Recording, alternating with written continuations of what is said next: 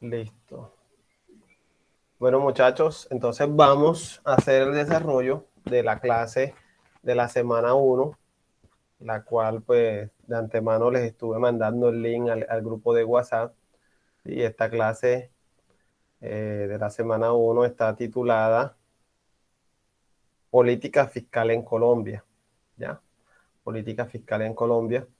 Al final del contenido vamos a estar pasando lista, entonces para ese momento pues paramos la grabación. Listo, entonces vamos a comenzar con el contenido de la clase en la noche de hoy. Y pues acá tenemos en la pantalla, tenemos legislación tributaria 2, Censa Montería, política fiscal en Colombia. Entonces, ¿qué es la política fiscal? A ver, la política fiscal es aquella que un país, o sea, en este caso Colombia, pues toma para poder, digamos que, eh, tener todos los recursos necesarios, ¿ya? Todos los recursos económicos, ¿sí? Y de todo tipo para poder cumplir con el cometido estatal. ¿Qué ocurre? Que desde el inicio de los tiempos, ¿sí? Las civilizaciones, toda la parte de la humanidad, ¿sí? En las diferentes civilizaciones que se han dado, han tenido la necesidad de desarrollarse, ¿cierto? Han tenido la necesidad de agruparse y de, digamos que de organizarse como sociedad. Entonces, ¿qué pasa? Que desde que se dio las grandes civilizaciones, el hombre empezó a hacer trabajos, ¿cierto? Empezó a ver la clasificación de las tareas, ¿cierto? Entonces, si vamos allá al hombre de las cavernas, pues desde ese momento, cuando el hombre pasó de ser nómada a ser sedentario, cuando ya dejó de vagar por todo el mundo y caminar, y ya empezó a establecerse en lugares fijos, desde ese momento ya empezó a haber una clasificación de las tareas. Entonces ya ahí empezaron a ver los que recolectaban fruta, los que se dedicaban a la caza, los que se encargaban de hacer herramientas, los que se encargaban de hacer artesanía. ¿Sí? Y a medida que fueron evolucionando, se fue dando la clasificación del trabajo, ¿cierto? Y empezó a darse toda esa evolución hasta el punto en que se empezaron a dar los diferentes sistemas económicos en la humanidad. Y el primer sistema económico que se dio fue la esclavitud, ¿cierto? La esclavitud donde seres humanos tenían posesión de otros seres humanos, de otras personas, ¿sí? Y colocaban a esas personas a trabajar para ellos.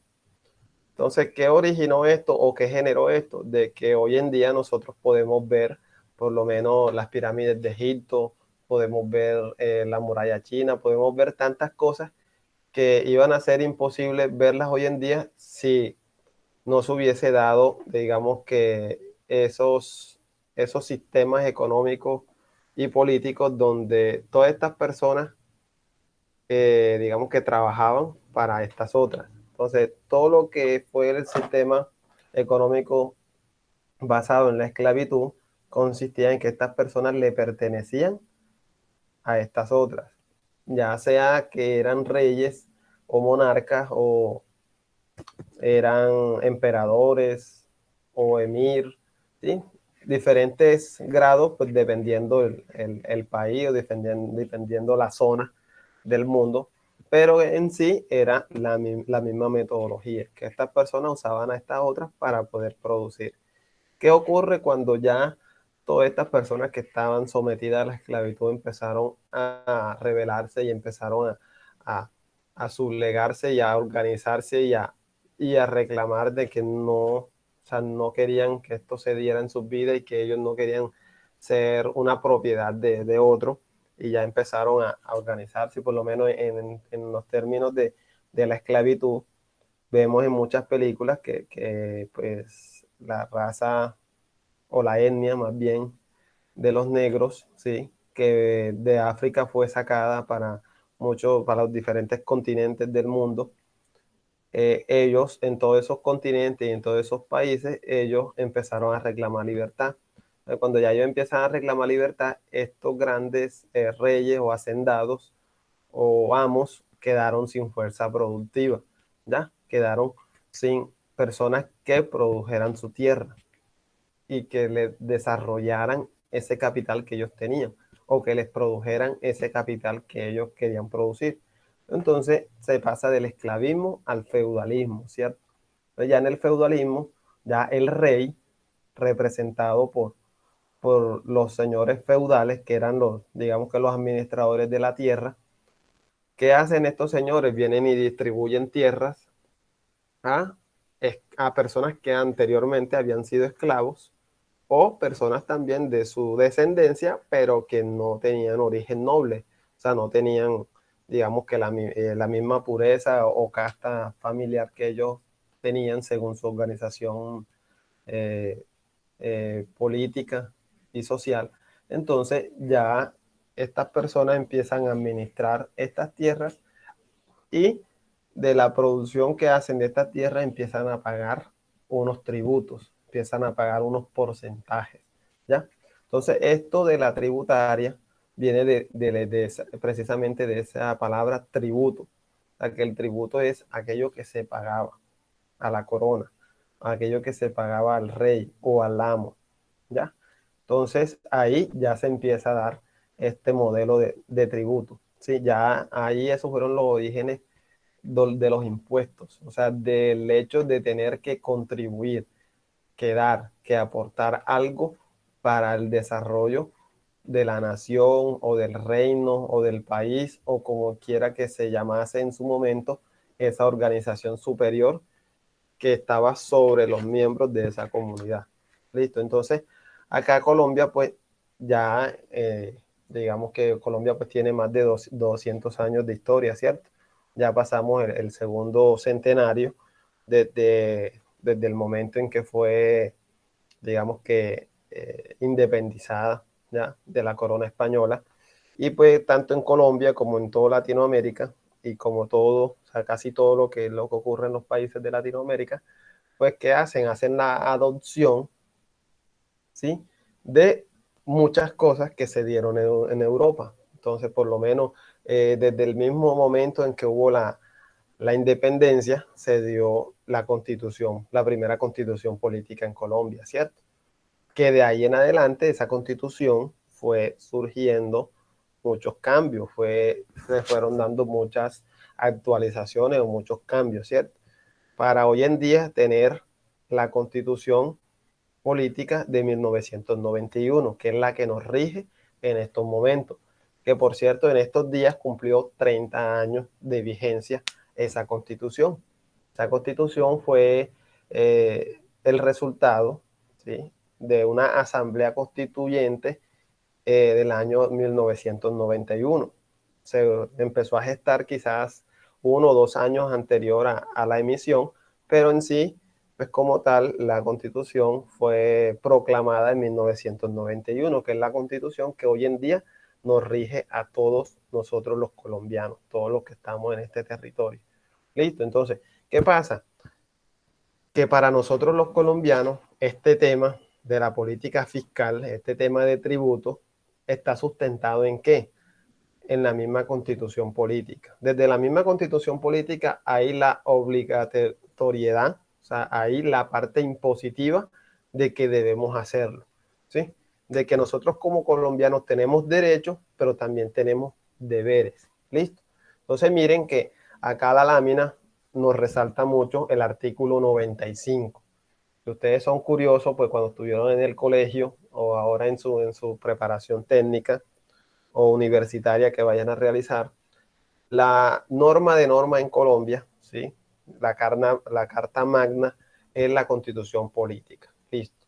Por eso se dice que no hay ninguna ley, ningún estatuto, ningún código, no hay nada que pueda ir en contra de esta. Si en estos momentos se, se emitiera una ley o cualquier otra norma que no vaya acorde con la constitución, esa ley, ese decreto o esa norma se podría declarar inconstitucional. ¿Por qué? Porque todo lo que sea en términos legales, independientemente si es tributario, si es civil, si es penal, todas las ramas del derecho, todo debe estar o todo debe confluir ¿con qué? Con la Constitución Política de Colombia. ¿Listo?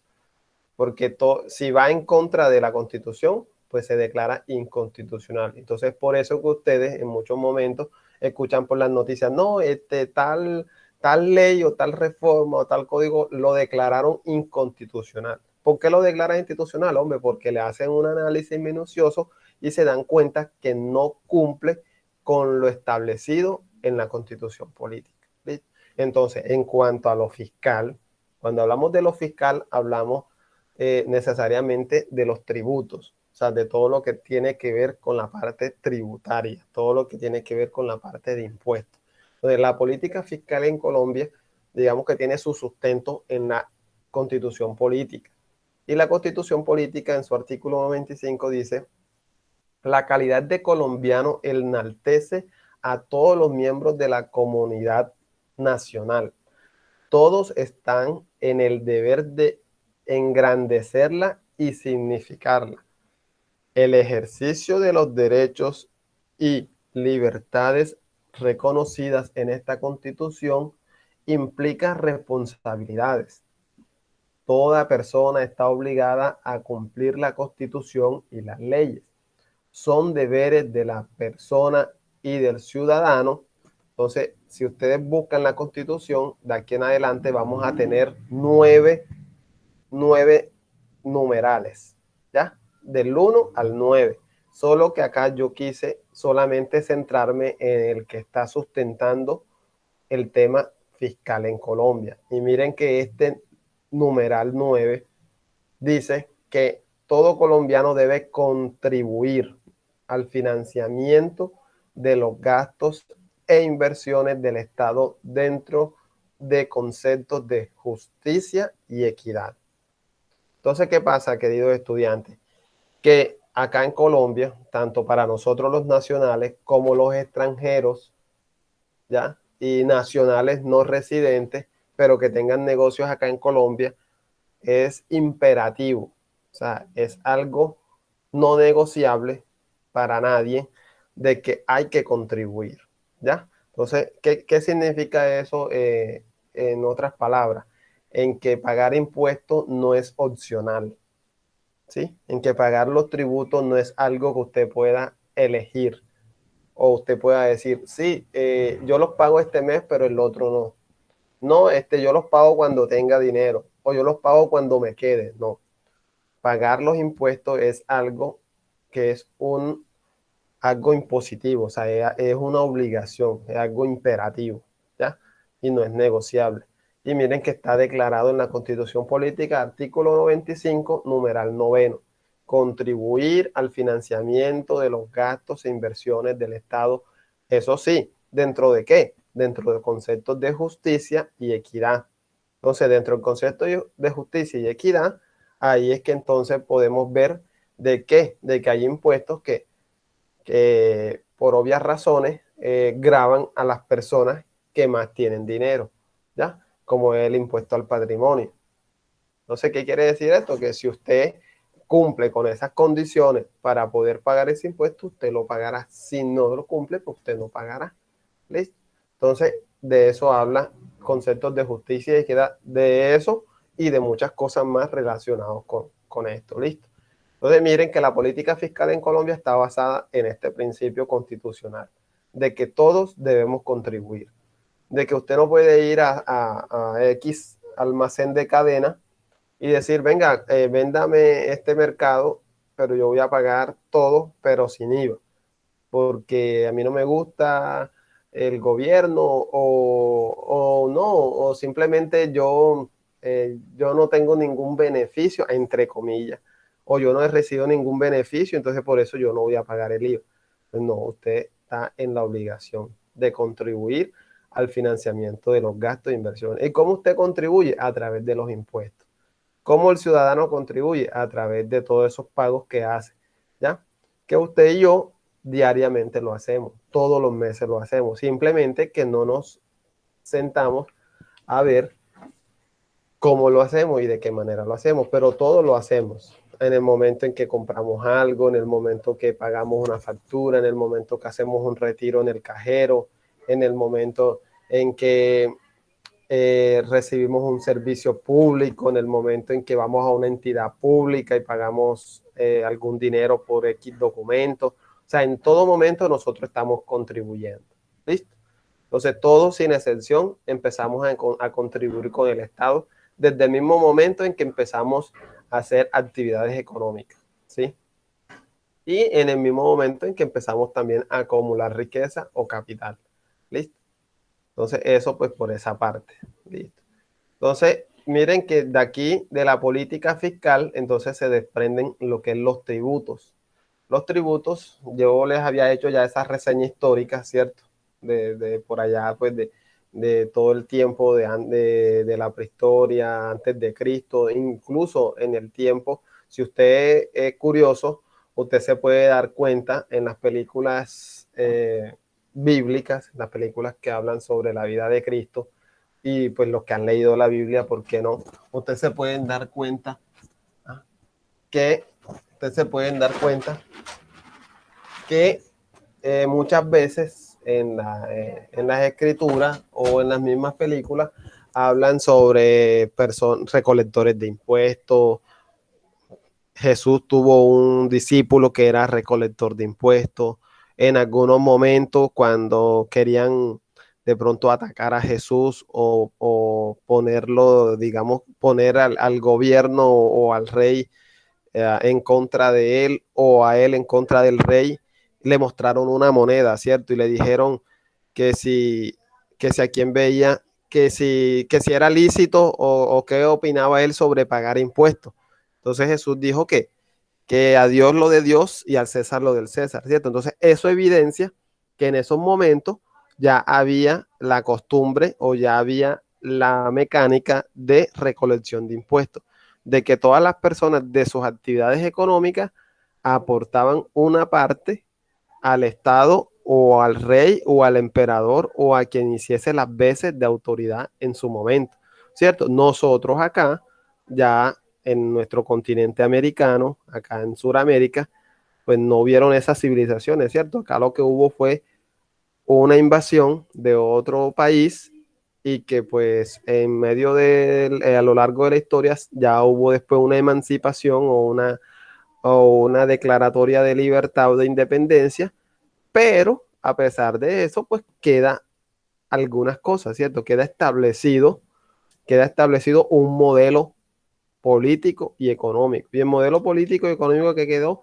fue de que Colombia quedó siendo una república, ¿ya? Una república independiente, ¿sí? Con un sistema presidencial, donde pues el presidente, digamos que es el que representa el poder en el país, en cabeza de la rama ejecutiva, ¿sí? De que hay una rama legislativa, una rama judicial y de que hay unos órganos de control que pues le hacen control político a estas tres grandes ramas, pero que como tal, en sí, en temas de tributos, pues es lo mismo. O sea, hay un Estado, hay un gobierno, hay una ley o un ente superior que le exige a los ciudadanos, ¿sí? O a los miembros de esa comunidad de que deben contribuir.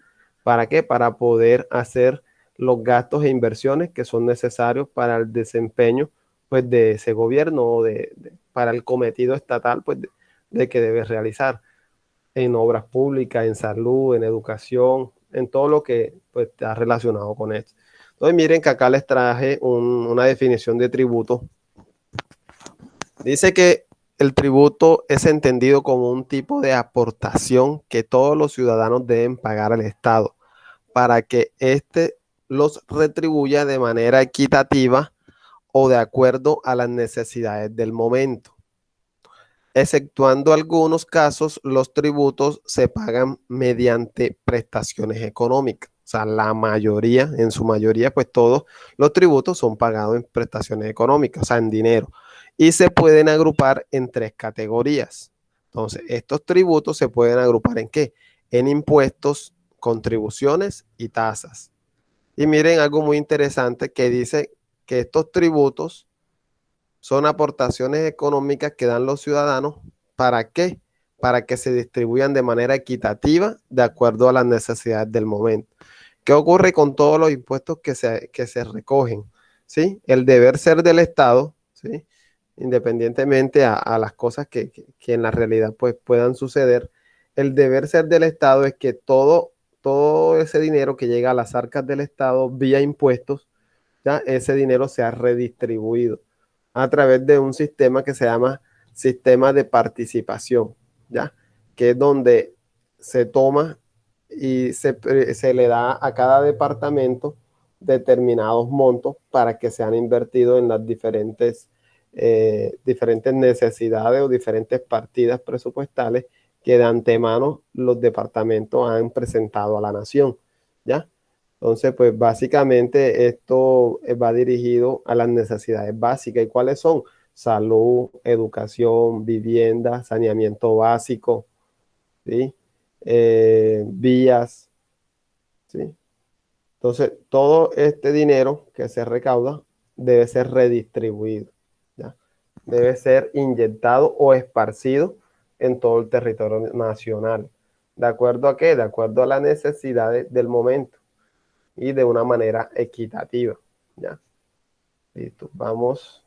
Hasta aquí, muchachos, ¿tienen alguna pregunta, algún concepto, algo que de pronto les llame la atención?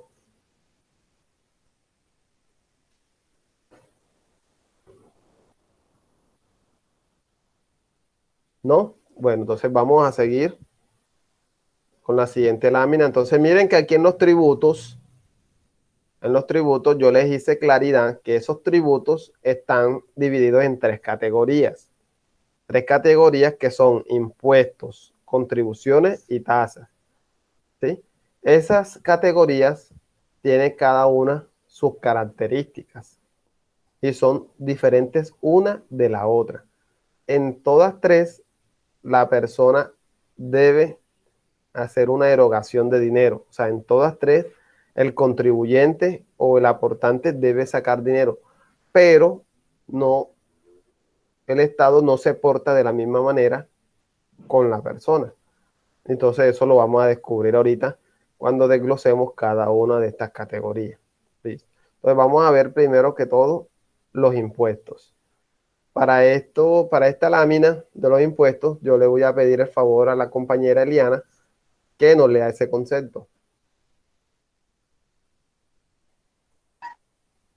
Bueno, los impuestos son tributos exigidos sin contraprestación cuyo hecho imponible está constituido por negocios, actos o hechos de naturaleza jurídica o económica que ponen de manifiesto la capacidad constri- constitu- contributiva del sujeto pasivo como consecuencias de la posesión de un patrimonio, la circulación de bienes o la adquisición o gasto de la renta, es decir, que los impuestos son pagos que se realizan porque se demuestra la capacidad de hacer frente al pago para financiar con ello la administración pública.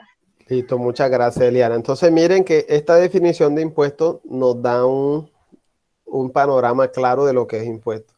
Primera característica de los impuestos, son exigidos. O sea, no hay una posición, no hay una alternativa con la que usted pueda decir no voy a pagar impuestos. O, sea, o que se den las condiciones para pagarlo, ¿sí? Y usted no lo haga.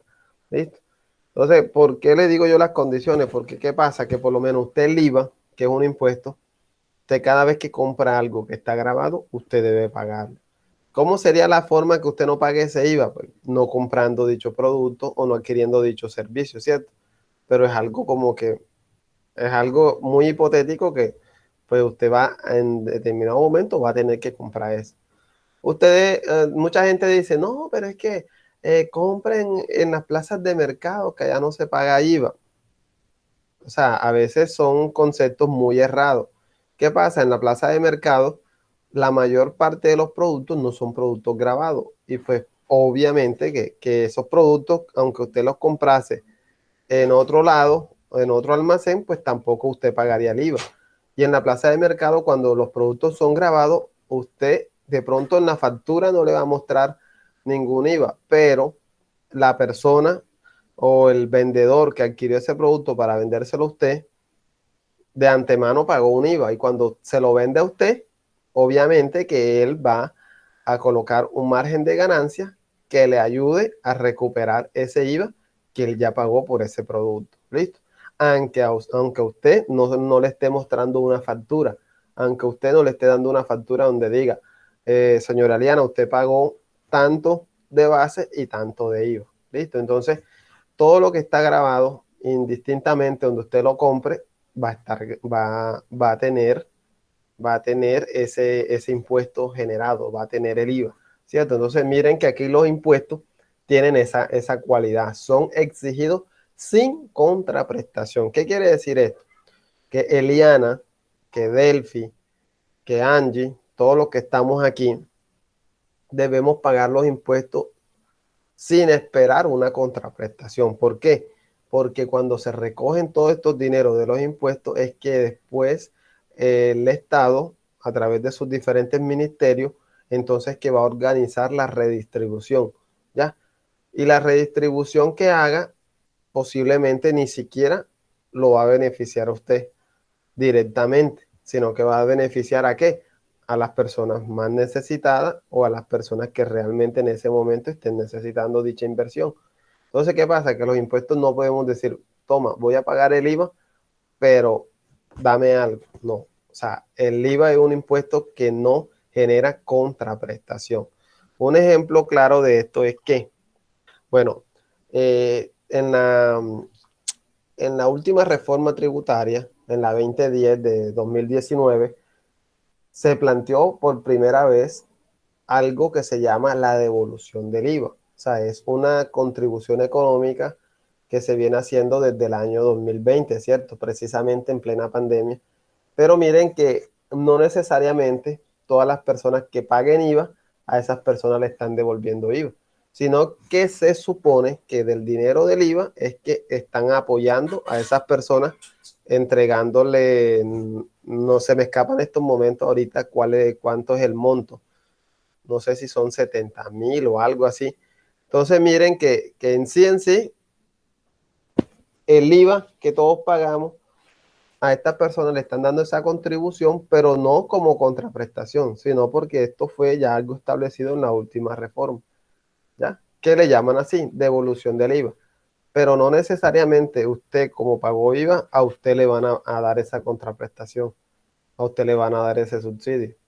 Miren que a la mayoría de las personas que de pronto están a nuestro alrededor, pues raramente algunas le han entregado esto. ¿Listo? Porque pues esto contempla que es para las personas más necesitadas. Sigue diciendo que cuyo hecho impunible está constituido por negocios. Los impuestos son, digamos que el producto de qué? De negocios. Actos o hechos de naturaleza jurídica o económica. La compra, la venta, el traspaso, ¿sí? La adquisición, ya, todo lo que tenga que ver con negocio, todo lo que tenga que ver con hechos de naturaleza jurídica o económica, generan, la, generan enseguida la creación del impuesto o el gravamen para este impuesto, o sea, que se genere el hecho generador para que se cobre este impuesto. Dice que ponen de manifiesto la capacidad contributiva del sujeto pasivo. ¿Qué pasa? Que si Eliana mañana o pasado sale a vender, un ejemplo, una casa, ¿sí? Ahí pone de manifiesto su capacidad contributiva. Si Eliana mañana o pasado va y compra mercado, ¿sí? Ahí pone de manifiesto su capacidad contributiva. O sea, ahí le está diciendo al Estado, tengo dinero para comprar productos. Y como le está diciendo, tengo dinero para comprar productos, el Estado le dice, bueno, ven, de estos productos que vas a comprar, este y este está grabado con IVA.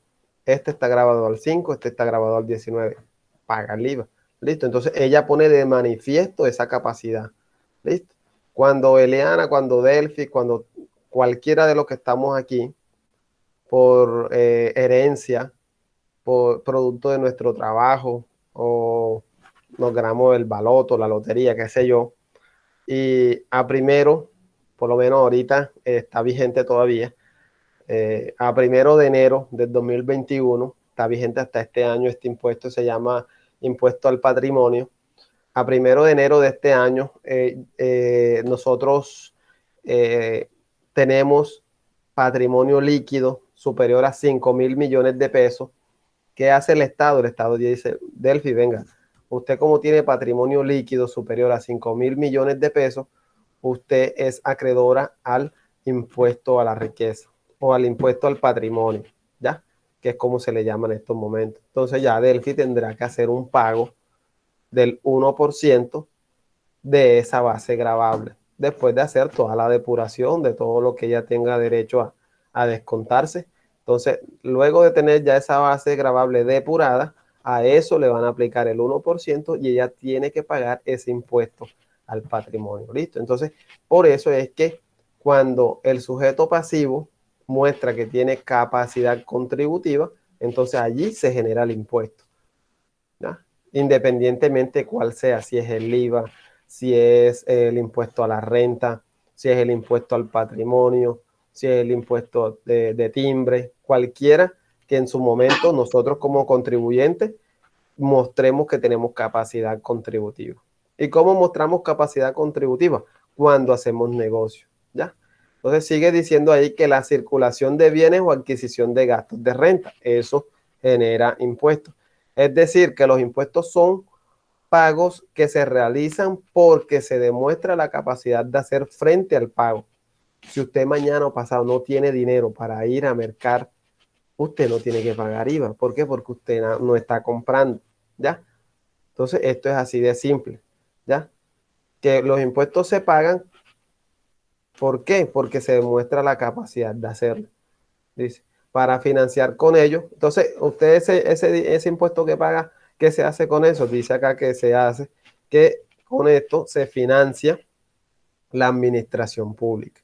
¿Y qué es la administración pública? Todos esos gastos, todo eso, todas esas erogaciones económicas que tiene el Estado para poder realizar su cometido estatal. ¿Cuál es el cometido estatal? Son todos aquellos, todas esas responsabilidades que tiene el Estado para con los ciudadanos, todas esas obligaciones de satisfacción de necesidades básicas que tiene el Estado para con sus ciudadanos, ¿sí? Que debe garantizar la educación, la salud, saneamiento básico, el acceso, el acceso a la educación superior, ¿sí? Las vías, los servicios públicos, ¿sí? Todo esto, ¿listo? Entonces vamos, ya vimos entonces lo que son los impuestos, vamos a ver lo que son las contribuciones. Antes de pasar a las contribuciones, ¿alguien tiene alguna duda, alguna pregunta, algo que quiera aportar sobre el tema?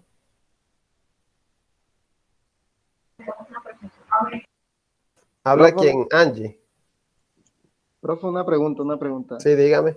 Sobre los impuestos, cuando usted dijo que hay un promedio de 5.000 millones, creo que fue que dijo. Ah, Eso ok. es Estaba correcto. dando un ejemplo. Ahí estaba dando un ejemplo. Ese impuesto, pues acá no lo vamos a tocar. Ya lo tocamos en legislación tributaria 1.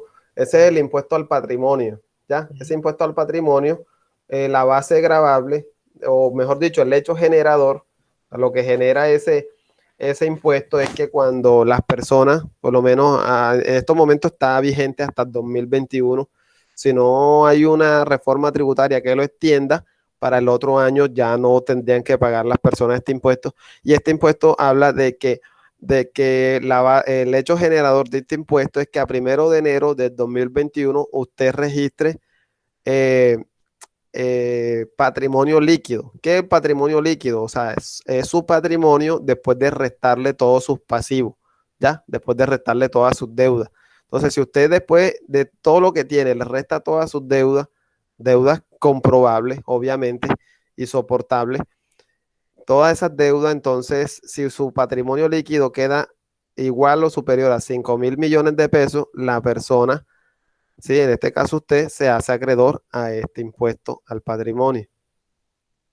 Listo, entonces eso era. Profe, ¿y eso lo cancelan como mensual No, o...? eso solamente es un pago, eso es un pago solamente anual, ya, eso es un pago anual y la persona tendría que hacerlo en 2 cuotas. Como es un valor bastante alto, la persona lo hace en 2 cuotas, por lo menos las personas que tenían que hacerlo para ahora, para el 2021, según su número según su dígito de verificación del RUT, hay una cuota para estos primeros meses del año y el otro 50%, la segunda cuota, es para los últimos meses del año. ¿Listo? Pero como les digo, esto solamente antes se llamaba impuesto a la riqueza. En la reforma del 2019 le cambiaron el nombre y quedó como impuesto al patrimonio. Y en esa reforma quedó establecido para 2020 y 2021. ¿Qué se estimaba? De que para la reforma que estaban tratando de aprobar, allí iba a haber una extensión de este impuesto con el mismo nombre o con otro nombre, ¿ya? Porque pues a veces pues le cambian el nombre a las cosas, pero a la final son lo mismo, ¿cierto?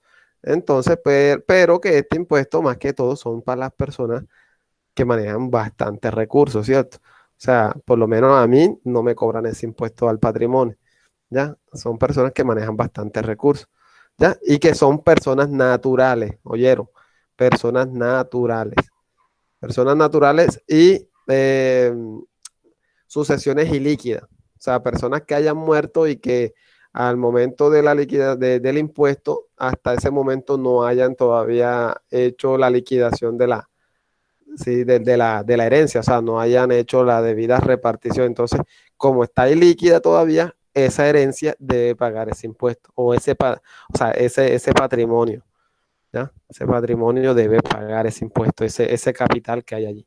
¿Listo? ¿Alguna otra duda?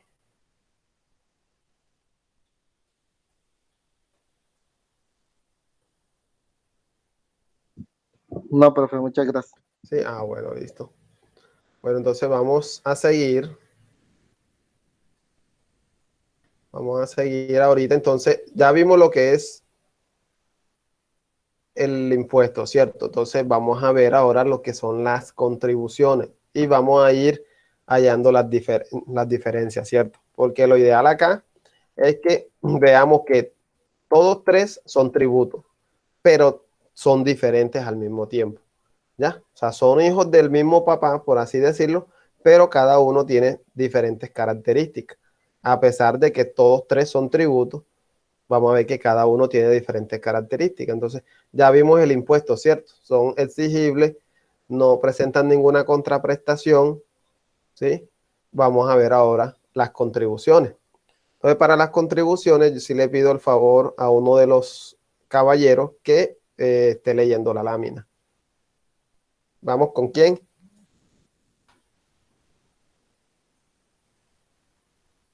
A ver, no todos a la vez. Las contribuciones. Sí, Las contribuciones cuyo hecho imponible consiste en la obtención por el sujeto pasivo de un beneficio, un aumento de valor de sus bienes por la realización de obras públicas en el establecimiento o ampliación de servicios públicos. Es decir, se trata de tributos, pago a la administración, que se hacen porque se ha recibido una contraprestación, siendo esta la mayor diferencia que hay con los impuestos.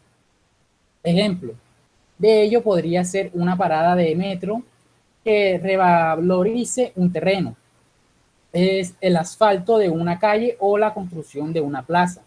Asimismo, los ingresos recaudados han de dedicarse o a sufragar los gastos de la obra o servicio que han hecho exigir la obra. muchas gracias. Bueno, entonces esta definición está bastante clara, ¿cierto? Y ahí se ve marcado bastante la diferencia que hay con respecto a los impuestos, ¿cierto? Entonces no se las voy a explicar todavía porque quiero que de una manera muy, como les digo, muy autónoma, muy voluntaria, cada uno de ustedes me dé su opinión sobre esta definición. ¿Ya? Entonces aquí tenemos a Andrés, a Angie, tenemos a Andrés Felipe, tenemos a Eliana, tenemos a quién más, tenemos a Delphi. Yo creo que todos quieren participar, ¿cierto? Entonces vamos a colocarle acá nuevamente la lámina. ¿Sí? Entonces, ¿qué opinan ustedes de acá? Contribuciones. ¿Qué opinión tienen ustedes? ¿Qué hace diferente una contribución a un impuesto? Pueden apoyarse en la lámina. Profe, lo que me da a entender es que con el dinero recaudado hacen construcciones hacia el país, o sea, cosas que necesita el país, sobre los asaltos, lo que son las calles, cositas así. Ah, bueno, listo. Puentes. Bueno, listo, muchas gracias. O sea que acá, a diferencia de los impuestos, los impuestos, acá como primero me dice que son exigidos sin contraprestación. En cambio, acá sí hay una contraprestación, ¿cierto? Acá hay una reciprocidad. O sea que la persona paga la contribución, pero la está pagando es ¿por qué? Porque el Estado le está haciendo algo. O sea, le está haciendo una calle, le está pavimentando una vía, le está haciendo un puente, le está colocando un parque al frente de su casa, listo. Entonces, esto hace que, ¿qué? Cuando usted le hacen un parque frente a su casa, ¿será que su casa vale lo mismo a partir del momento en que tiene el parque? No, No. No, ¿verdad? Sería ilógico que usted la vendiera en el mismo valor en que la iba a vender antes que tuviera el parque. Entonces, ¿qué ocurre ahí? ¿Qué pasa ahí con esas construcciones públicas? ¿Qué generan en el terreno o en las viviendas? Aumentar el valor de estas mismas, ¿no? Aumentan el valor de esta, exactamente. Generan una revalorización. Entonces, miren que un ejemplo vivo y palpable de lo que es una contribución es lo que se paga en todas las ciudades por concepto de valorización o impuesto predial, ¿cierto? ¿Qué ocurre? Que el Estado viene y hace la vía, le valoriza la casa a usted, pero lo que el Estado gastó es mucho mayor a lo que usted va a pagar. Por eso acá dice, acá la lámina dice, siendo esta, o sea, la contraprestación del Estado, siendo esta mayor, la mayor diferencia que hay en los impuestos. ¿Es de qué? De que el Estado a usted le construye la vía, le hace el parque, le hace la estación del metro, le hace la estación de bus, le coloca la terminal al frente de su casa, ¿sí? Le coloca la biblioteca, le hace ¿qué le digo? Sí, un parque temático. Entonces, ¿qué va a pasar? Que ahí automáticamente su casa se valoriza.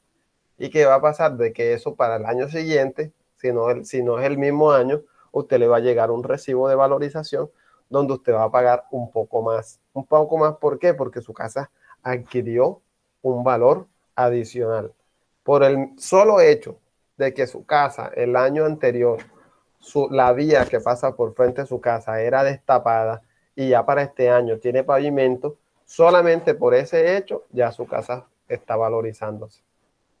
Si en su casa al frente había un potrero grande, inmenso, que mejor dicho, de ahí mejor dicho salían hasta tigres y todo, y mejor dicho, pero en determinado momento vino la alcaldía, vino la gobernación, hizo un parque, hizo una cancha sintética y la cerró y todo. ¿Qué pasa ahí? Su casa es valorizada. ¿Por qué? Porque ya ese punto allí ya va a ser de más afluencia de gente. Y si usted está frente a frente con la cancha, es posible de que usted antes no pasaba por ahí nadie, ni siquiera por equivocación. Y ahora como ya está el parque, ya va a haber una afluencia de gente mucho mayor. Entonces eso ya a usted le va a dar la capacidad de ¿qué? De poder colocar una tienda, una cafetería, una discoteca, qué sé yo, o sea, dependiendo la ciudad, dependiendo el sitio, dependiendo la zona, ¿cierto? Una panadería, ¿sí? Cualquier negocio, o sea, le va a dar la capacidad o un atributo adicional a su propiedad. Entonces, ¿qué es la contribución? Es eso que todos pagamos, que todos los ciudadanos pagan en determinado momento como contraprestación ¿de qué? De algo que el Estado está haciendo por usted, ya sea un parque, sea el asfalto que colocan en la calle, sea una plaza, ¿ya? Entonces, ¿qué ocurre? Que asimismo, ese dinero que usted está pagando como valorización es el mismo dinero con el que van a terminar de hacer la obra, o si la obra ya fue terminada, por lo menos ese dinero sirve para hacer otras obras o para pagar los créditos que la alcaldía o gobernación tuvo que incurrir para poder hacer dicha obra. ¿Listo? Entonces, eso es una contribución. ¿Ya? Un ejemplo de ello es el pago de la valorización o del catastro, que las personas aquí presentes, que son cabeza de hogar, que son madres y padres de familia, pues ya deben de tener, digamos que, ya experiencia con estos pagos, ¿cierto? Ya por lo menos saben de qué se está hablando y qué documento viene, ¿cierto? Todos los años viene como algo metidito en un sobre, en una bolsita plástica que es como un recibo de servicio público, pero ahí lo que le están diciendo a usted, alcaldía de Montería, le dice a usted, propietario sutanito de tal, que la valorización de este año fueron tanto. O sea, eso es lo que usted va pagando año a año. Que si usted no lo paga, eso genera sanción y eso va generando intereses de mora. ¿Ya? Y si eso dura 5, 10, 15 años, en el momento en que usted vaya a negociar su vivienda o que desafortunadamente el dueño de la vivienda pues deje de existir y esa vivienda vaya a ser repartida o vendida para poder darle a los herederos, digamos que su parte, esa vivienda va a tener que solucionar ese tema eh, eh, tributario. Va a tener que sanear esa deuda para poder hacer la venta. ¿Listo? Eso ocurre también mucho con las motos, con los carros. Si la moto o el carro debe impuestos, en el momento en que vaya a hacer la enajenación del bien, o sea, la venta del bien, va a tener la persona que ponerse al día con todos los gastos que tenga que ver de impuestos, sanciones y todo lo que tenga que ver con ese automotor, con esa moto, ese vehículo. ¿Listo? Entonces, eso es la contribución. ¿Listo? Ahí nos queda totalmente claro el concepto y además de eso nos dan ejemplos. Ahora, dígame. Una pregunta es si en caso tal sea una obra que no valorice, sino desvalorice, ¿eso también se tiene en cuenta? ¿Y qué obra podría desvalorizar? Digamos, el metro subterráneo valorizaría, digamos, una ciudad, la parte donde pasa la ciudad, pero un metro que pase pues por donde circulen pues donde estén ubicados los edificios, sería pues por el sonido o por una contaminación sería auditiva, valorizaría pues las viviendas, ¿no? No, en el caso de que en la construcción de algo, o sea, independientemente que sea un metro o lo que sea, en todos esos casos, cuando se necesite espacio, lo que hace el Estado es comprar los predios aledaños, ¿ya? Para no afectar a las personas, ¿ya? Para no afectar. En el caso de Bogotá, que el metro no sé, creo que va a ser elevado, no va a ser subterráneo. En este caso, pues eso no va a haber ninguna contaminación porque ese metro va a ser eléctrico. Entonces, esto del metro eléctrico no genera contaminación alguna, ¿ya? Pero sí, ellos para poder construir ese metro van a tener que incurrir en la compra de muchos predios, o sea, de muchos edificios, de muchas casas, ¿ya? Para poder tener, digamos que una zona, un espacio tolerable dentro de lo establecido en las normas, que va a estar desde el metro hasta donde esté la primera vivienda o la primera construcción más cercana. ¿Listo? Entonces, pues esto no generaría ninguna desvalorización como tú le dices. Ya. Más bien generaría una valorización para los que queden alrededor, para aquellos que no sea necesario comprarle sus predios. Y a los que le compren sus predios, pues obviamente lo harán en un precio justo y ellos podrán comprar, digamos que, bienes en otros lugares, ¿ya? O reubicarse en otros lugares. Listo, entonces vamos a seguir. Ya vimos los impuestos, vimos contribuciones, vamos a ver ahora tasas. Para las tasas, le pido el favor a la compañera Eliana que nos comparta esta lámina.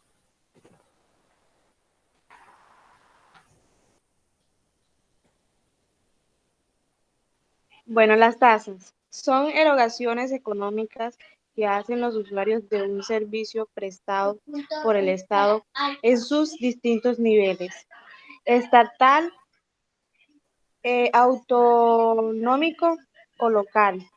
Algunos tipos de tasas serían, por ejemplo, el abastecimiento de agua o unas tasas judiciales. Cabe destacar en este punto que la tasa no es un impuesto, sino el pago de una persona que una persona realiza por por la utilización de un servicio. Por tanto, si el servicio no es utilizado, no existe la obligación de pagar. Listo, muchas gracias, Diana. Entonces, miren que aquí la definición es bastante clara. Dice que las tasas son erogaciones económicas, o sea, salidas de dinero de los contribuyentes, o sea, de los usuarios, de un servicio prestado por los por los distintos niveles estatales, autonómicos o local. O sea, lo que pasa es que el Estado se encuentra dividido en diferentes entes territoriales. Listo, tenemos el Estado, digamos que desde su nivel mayor, pues es la parte nacional, ¿cierto? Que está, pues, digamos que dirigida desde el presidente de la República, ¿cierto? En la capital de nuestro país, que es Bogotá. ¿Listo? Digamos que ese es el nivel central. ¿Listo? Hay un nivel departamental, ¿sí? Entes territoriales departamentales, donde la cabeza o digamos que el gerente es el gobernador. Y hay un nivel municipal, ¿ya? Donde el gerente o administrador de ese ente territorial es el alcalde. Entonces, ¿qué ocurre allí? Que aquí lo que nos están diciendo es que en todos esos niveles se generan erogaciones económicas, ¿ya? Nos dice que algún tipo de tasas serían, por ejemplo, el abastecimiento de agua. ¿Qué ocurre, muchachos? Que en teoría, ¿sí? El Estado está obligado a prestarle a todos los ciudadanos los servicios públicos, ¿ya? A suministrarles los servicios públicos. El gas, el agua, la energía, incluso hasta el internet, todos estos servicios públicos. Pero ¿qué ocurre? Que en el nivel, en el modelo económico que comenzó en Colombia a finales de los 90, más que todo a inicio de los 90, ¿qué ocurre? Que el Estado empezó a adquirir un modelo económico neoliberal. ¿Qué quiere decir esto? Que todas estas obligaciones estatales empezó a darlas a terceros, o sea, empezó a encomendarlas a terceros. Entonces es por eso que hoy en día la mayoría de las electrificadoras o de las empresas de energía del país son empresas que están siendo administradas por multinacionales extranjeras, ¿ya? Entonces, por lo menos acá en la costa, desde que dejó de existir la electrificadora de Córdoba, que eso hace muchos años, yo estaba muy niño cuando eso, entró Electricaribe, ¿cierto? Y ahora que ya pasó Electricaribe su fase o su ciclo, entonces empezó a administrar este servicio público a Finia. Así también es el servicio de agua. Entonces, ¿qué pasa? Que eso que nosotros pagamos cada mes o cada vez que nos mandan ese recibito de pago, eso es una tasa. Es una tasa de contribución que nosotros estamos haciendo por ese servicio que el Estado nos está brindando. Que el Estado, en su capacidad administrativa, que perdió hace muchos años, en muchos departamentos, eso lo delegó a terceros. Sí, eso lo delegó a empresas multinacionales. En otros departamentos siguen siendo empresas del Estado o siguen siendo del departamento o del municipio, como es el caso de Antioquia, que tiene sus empresas de servicio público EPM, por lo menos en Cali, que es la electrificadora de Cali, ¿cierto? Pero entonces en muchos departamentos y municipios esta función estatal la hacen terceros o multinacionales. Entonces esa tasa que usted paga es lo que ayuda a poder sostener la prestación de ese servicio, ¿ya?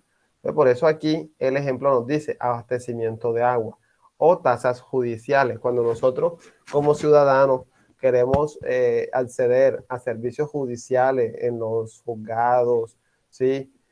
Todas estas partes tenemos que pagar algunos valores, ¿ya?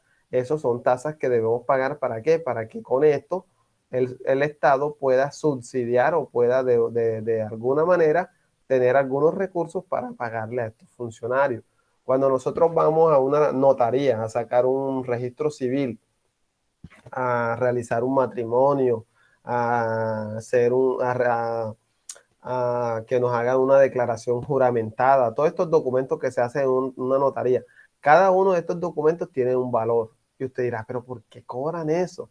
¿Por qué lo cobran? Porque es que la notaría no es del Estado, la notaría hace las veces del Estado, o sea, la notaría es un tercero, un particular que el Estado le dijo, bueno, venga, señor notario, usted administre esta notaría, cobre ciertos valores, de ahí páguele a toda su nómina de empleado y me pasa un porcentaje a mí, ¿ya? Entonces, eso es lo que hacen las notarías, eso es lo que hacen muchas entidades del nivel nacional, departamental y municipal, que en muchos momentos son del Estado y otras obran en nombre del Estado.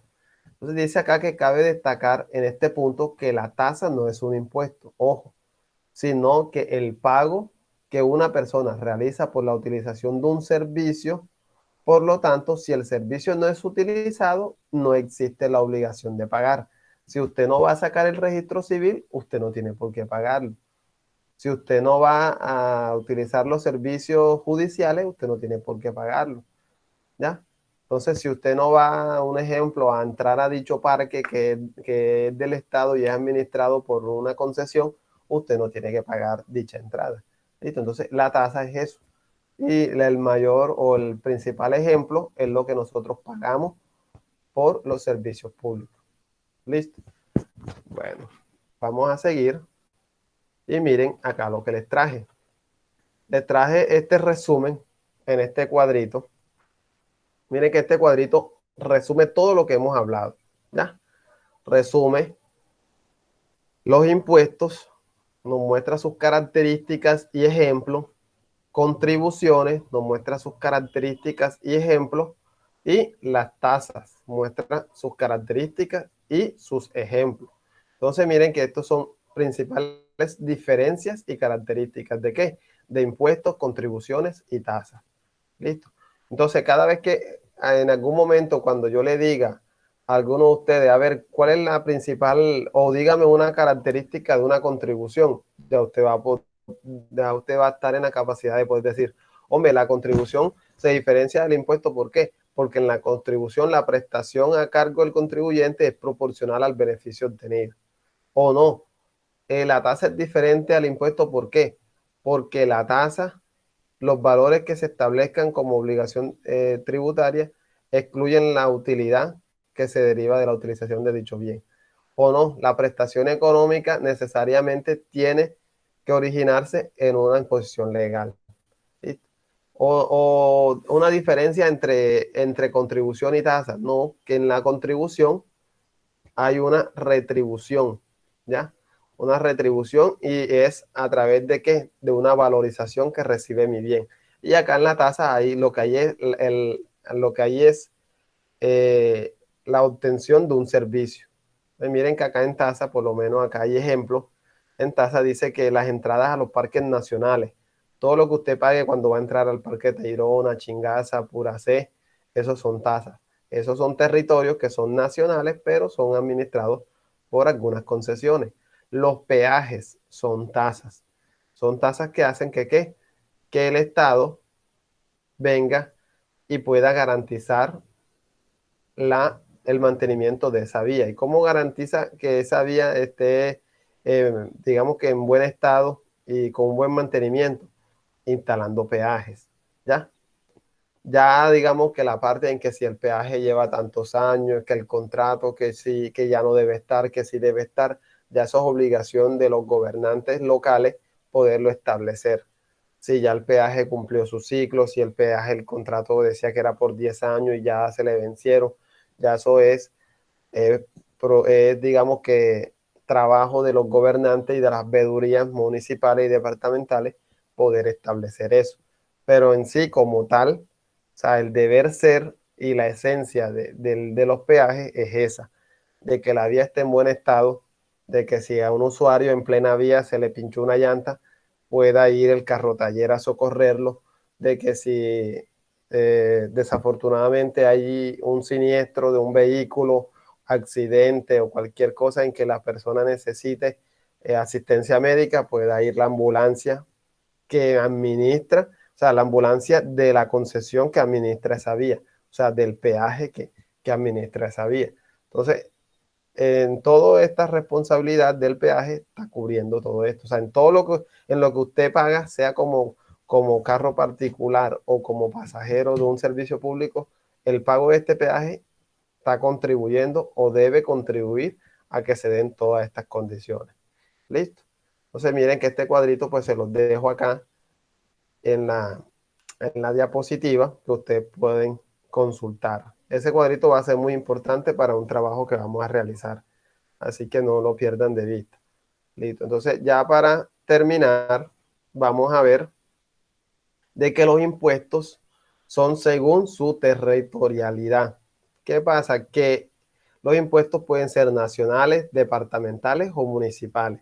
Hay unos impuestos que se cobran a nivel nacional, que esos se cobran en todo el territorio nacional y que su recolección, administración y distribución está en cabeza de ¿qué? De la nación, o sea, de la parte del gobierno central. Hay otros impuestos que son departamentales, como su nombre lo dicen, solamente son en el departamento, que hay muchos se repiten en todos los departamentos, de pronto en otros no, dependiendo su ubicación, la ubicación del departamento, y que su administración, distribución y control se hace que en cabeza del departamento. Y hay otros impuestos que son municipales. Entonces, dentro de los impuestos nacionales, ¿sí? Podemos ver de que lo emite el Poder Ejecutivo y a consideración del Congreso Nacional de ser aprobado, siendo efectivo a partir de la sanción del presidente.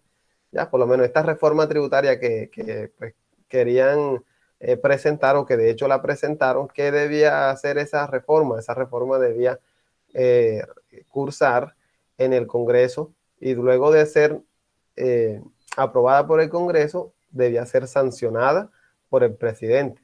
El proceso de sanción es cuando ya él le pone la firma y ya queda como ley de la República. Dice, y luego ser publicada en el diario oficial. Luego se da la publicación como para que sea de conocimiento de todos. Siendo los principales impuestos nacionales los siguientes, mire, los principales impuestos nacionales tenemos el IVA, ¿sí? Ya pues todos ustedes conocen qué es el IVA, cuál es su hecho generador, todo lo relacionado con el IVA, sus tarifas. Tenemos el impuesto de renta, que es un impuesto nacional. Tenemos el impuesto de timbre nacional, ¿sí? Estos tres importantes. Les quise traer los tres más importantes, ¿cierto? Vamos a ver los impuestos departamentales. Dice que existen ciertos tipos de impuestos en Colombia que tienen jurisdicción departamental. ¿Qué quiere decir? De que, por lo menos si es un impuesto que aplica en el departamento de Córdoba, pues obviamente es para los habitantes del departamento de Córdoba. No tiene que inmiscuirse otras personas diferentes al departamento. Dice, o sea, que los cobra cada departamento de acuerdo a su conveniencia y como forma de financiación de sus propios presupuestos y que son los siguientes. ¿Qué pasa? La nación destina dinero, de esos impuestos nacionales destina dinero para todos los departamentos, pero ¿qué pasa, jóvenes? De que ese dinero muchas veces no es suficiente. ¿Qué pasa? Que cada departamento debe gestionar sus propios recursos. ¿Para qué? Para poder presentar los proyectos a la nación y poder decir, oigan, nación, necesito hacer un puente acá en Montería, un tercer puente. Entonces, para ese tercer puente que vale 10.000 millones de pesos, tenemos 4.000 millones de pesos. Entonces, solicitamos a ustedes el aporte desde el presupuesto nacional del resto. Entonces, ya ahí el gobierno nacional pone en consideración la aprobación de ese proyecto. Entonces, por eso cada departamento debe trabajar por sus impuestos departamentales, porque son ellos los que le van a dar la capacidad de poder solventar las necesidades departamentales y de poder presentar proyectos en donde ellos puedan proponer o destinar cierta cantidad de recursos, esperando que le aporten el resto de los recursos. ¿Listo? Entonces, dentro de esos impuestos departamentales tenemos impuesto al consumo de cerveza, licores, cigarrillos, tabaco. Todos estos productos pagan un impuesto a nivel ¿qué? Departamental. Y cada departamento es autónomo ¿en qué? En la obligatoriedad de este impuesto, en la administración de estos recursos. ¿Listo? ¿Qué otro impuesto? El impuesto al registro. ¿Ya? Dice que el impuesto al registro afecta a todos los actos, documentos, contratos, a todo eso que se dé tiene su impuesto. ¿Qué otro impuesto departamental? La sobretasa a la gasolina. ¿Qué pasa? Que la gasolina llega a un valor a las estaciones de servicio, pero cuando se vende, ya debe venderse a otro valor. ¿Por qué? Porque ahí en ese valor del galón de gasolina, ahí va un impuesto implícito, que ese impuesto en la estación de gasolina, el minorista debe liquidarlo y pagarlo en determinado tiempo. ¿A qué? Al departamento. ¿Listo? Debe pasar ese dinero. ¿Ya? Entonces, ese dinero también tiene digamos que su deber ser. O sea, para qué es recaudado, qué porcentaje es, en qué tiempo deben reportarlo. ¿Listo? Entonces, cada vez que usted compra gasolina, usted está pagando esa sobretasa. Y otro impuesto departamental es el impuesto a los vehículos. O sea, todo el que tenga vehículo o moto, ahorita para el 30 de junio máximo debe pagar el impuesto de rodamiento, ya que lo pagan todos los vehículos dependiendo del modelo y las motos de 150 en adelante, si no estoy mal, 150 centímetros cúbicos. ¿Listo? Por último, impuestos municipales. Estos impuestos son cobrados por los distintos municipios. No significa que todos los municipios cobren los mismos impuestos. Ya cada uno puede cobrar diferente y en diferentes tarifas. Cada municipio tiene su resolución diferente. Que aquí en Colombia, ¿qué pasa? De que muchos municipios pequeños vienen y se copian del estatuto de otros municipios parecidos o similares a él. Entonces, pues casi siempre pues, vienen siendo los mismos impuestos y las mismas tarifas, ¿ya? Pero como tal, cada municipio tiene la autonomía de establecer sus impuestos y sus tarifas. ¿Listo? ¿Cuáles son estos impuestos? El impuesto de industria y comercio, ese es un impuesto municipal, deben pagarlo aquí a rentas municipales. El impuesto predial, ¿ya? Que es el de la valorización del que estaba yo hablándole a ustedes. Solo que acá pues lo presentan como un impuesto, ¿cierto? Pero es una contribución. ¿Listo? Entonces ese debe pagarse a nivel ¿qué? Municipal. Listo. Dice que también el impuesto sobre vehículos automotores, ¿sí? Algunos municipios, aparte de que la gobernación pues requiere cierto pago, el municipio también a veces hace uso de este cobro de impuestos. Y también la sobretasa de gasolina. Hay un porcentaje que va destinado también para el municipio. Dice acá impuestos de delineación urbana.